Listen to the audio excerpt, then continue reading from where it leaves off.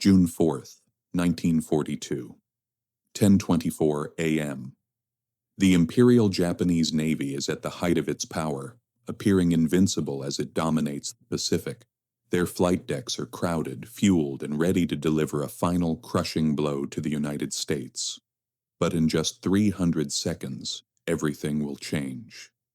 By 10:30 a.m., the pride of the Empire is in flames, and the course of World War II is altered forever. This is not just a battle. It is the 5 minutes that sealed an empire's fate. Welcome to history's fatal decisions. To understand how an empire could lose the world in a mere 5 minutes, we must first look at the toxic clouds of arrogance that had gathered over Tokyo since the winter of 1941. After the devastating success at Pearl Harbor, the Japanese High Command was suffering from what their own historians later called victory disease. They believed the American spirit was fundamentally broken, and that their industrial capacity was far too slow to react to a modern, lightning-fast war. The Japanese generals and admirals walked with a sense of divine providence, convinced that they were destined to rule the Pacific without a serious challenger. Admiral Isoroku Yamamoto, however, was one of the few who did not share this blind optimism. Having studied at Harvard and served as a naval attaché in Washington, he had seen the smoke rising from American factories and understood the sheer scale of their potential. He famously warned his government that he could run wild and secure victory after victory for 6 months. But if the war dragged on for years, the sleeping giant would wake up and crush Japan under the weight of its production lines. By June of 1942, those 6 months were exactly up, and the clock was ticking against the empire.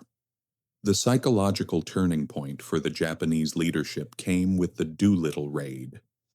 In April 1942, American B-25 bombers managed to reach the skies over Tokyo, dropping bombs that did little physical damage, but caused an absolute crisis in the Japanese soul.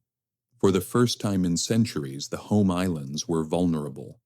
This embarrassment forced Yamamoto's hand. He could no longer wait for the Americans to come to him. He had to hunt down and destroy the remaining U.S. aircraft carriers once and for all. His chosen battlefield was Midway, a tiny strategic speck of coral in the middle of the Pacific Ocean. Yamamoto's plan was a masterpiece of Japanese naval doctrine, complex, multi-layered, and designed to deceive. He sent a massive force toward the Aleutian Islands in Alaska as a diversion, hoping to lure the American fleet north, while his main strike force seized Midway. He was certain that Admiral Chester Nimitz would be caught off guard, reacting blindly to a situation he didn't understand. Yamamoto sailed into the Pacific with the confidence of a man who believed he had already won the war. But while the Japanese sailed with the confidence of gods, the Americans were fighting a battle of shadows in a humid, windowless basement in Hawaii, known as the Dungeon. This was the headquarters of Station HYPO, a collection of eccentric linguists, mathematicians, and musicians who had been transformed into the world's most effective codebreakers. Led by Commander Joseph Rochefort, who famously wore a tattered bathrobe and slippers for days on end without sleeping, this team was locked in a mental duel with the Japanese naval code, JN-25. The Japanese believed their code was an unbreakable wall, but Rochefort's team was slowly finding the cracks. They began to notice a recurring geographical designator in the intercepted messages, the letters AF. Rochefort had a gut feeling that AF was Midway, but the admirals in Washington remained unconvinced, fearing a trap elsewhere.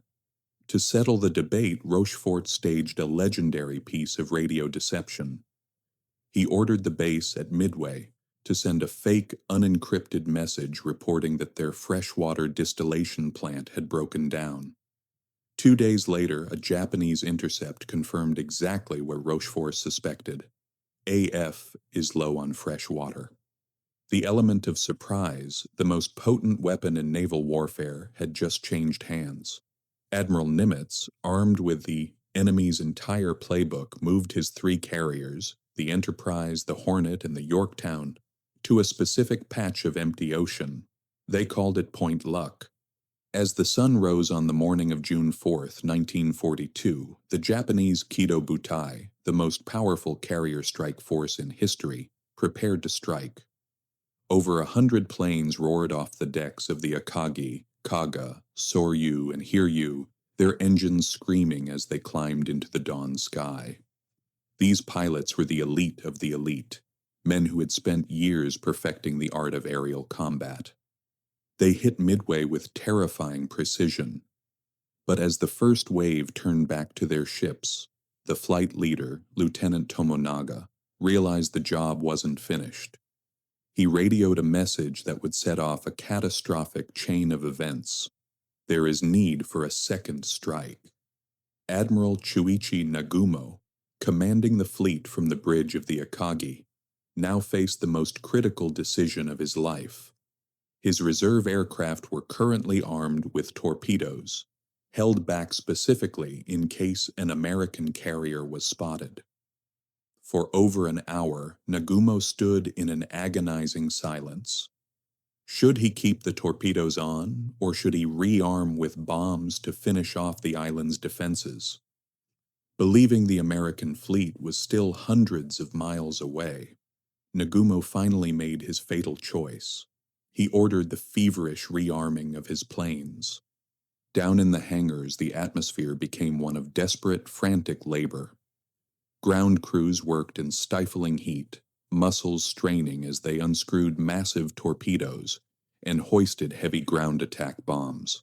The decks were a maze of fuel lines and mechanical tools. Then, a scout plane from the cruiser Tone sent a report that chilled the blood of every officer on the bridge. 10 ships, apparently enemy, sighted. The bridge of the Akagi erupted in a flurry of conflicting orders and raw panic. Nagumo's mind was flooded with indecision. He ordered the rearming to stop, then to start again with torpedoes, then hesitated once more.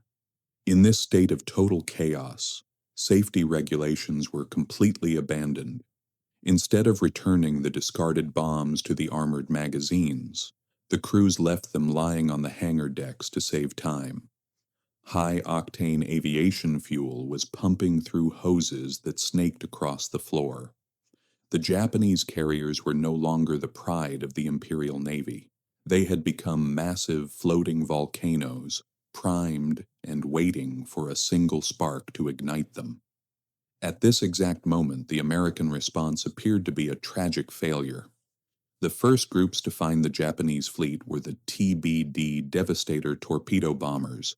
They were obsolete, slow, and forced to fly just feet above the waves to drop their weapons.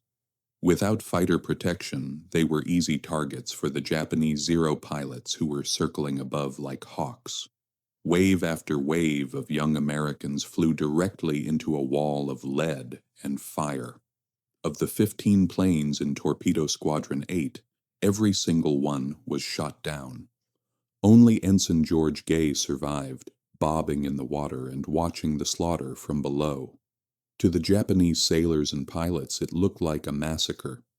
They cheered from the decks, convinced that the Americans were incompetent and that the battle was already won. But this sacrifice had a hidden, decisive consequence. To hunt down the low-flying torpedo bombers, the Japanese Zero fighters had all descended to sea level. The sky at 20,000 feet was now completely, unnervingly empty. Above the clouds, Lieutenant Commander Wade McCluskey, leading 37 dauntless dive bombers from the Enterprise, was nearly out of fuel. He was far past his point of no return and should have turned back to save his men. But McCluskey pushed on, searching the vast blue void of the Pacific. Suddenly he spotted a white wake in the water. The destroyer Arashi, rushing back to join the main fleet. He followed it like a compass needle. At 10:22 a.m., the clouds parted, and McCluskey looked down at a sight that defied all belief. Below him, the four great carriers of the Imperial Navy were laid out in a perfect formation, their bright yellow flight decks gleaming in the sun. They were cluttered with planes, fuel lines, and high explosives. McCluskey pushed his plane into a 70-degree dive, falling like a stone from the heavens. Behind him, dozens of pilots followed, the wind screaming through their struts as they plummeted toward the target. They targeted the Kaga first, then the Akagi. At 10:25 a.m., the first bomb struck the Kaga's flight deck, exploding in the middle of the fueled aircraft. Seconds later, a bomb from Richard Best's plane pierced the Akagi's deck and detonated inside the hangar. Because of Nagumo's fatal decision to leave ordnance on the decks, the impact of a single bomb was enough to trigger a terrifying chain reaction. Torpedoes cooked off in their racks, fuel lines turned into flamethrowers, and the hangars became pressurized ovens of fire. The pride of the Imperial Navy was being incinerated from the inside out. In exactly 300 seconds, the backbone of the most powerful naval force on Earth was destroyed.